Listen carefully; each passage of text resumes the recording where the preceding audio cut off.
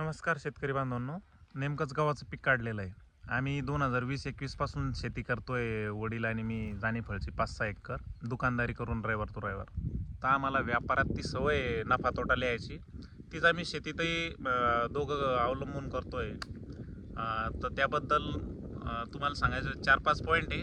आधी माझे घरचे सोयाबीन आणि गव्हाचे जे स्क्रीनशॉट आहे, निरीक्षण वगैरे ते बघून घ्या.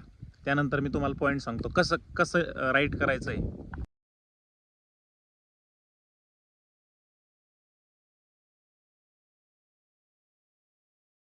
बघितले.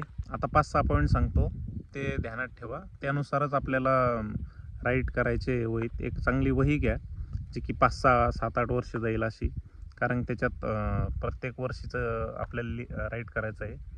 पहिला पॉईंट आहे पिकाचे नाव आणि लागवडीची तारीख. दुसरं कोणतं खत आहे आणि किती प्रमाणात दिलं. तिसरं कोणतं औषध आहे आणि कितवी फवारणी आहे, त्याची पण तारीख लिहा. पिकाचा कितवा दिवस आहे ते पण लिहा आणि त्याचं निरीक्षणही लिहा.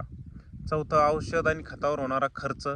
पाचवं कामगार खर्च आपण सोंगायला किती दिलं. सहावा पाण्याचा खर्च. आणि सातवा शेवटी गाडी खर्च, आडात हमाली खर्च, किती क्विंटल किलो भरलं हे. धन्यवाद.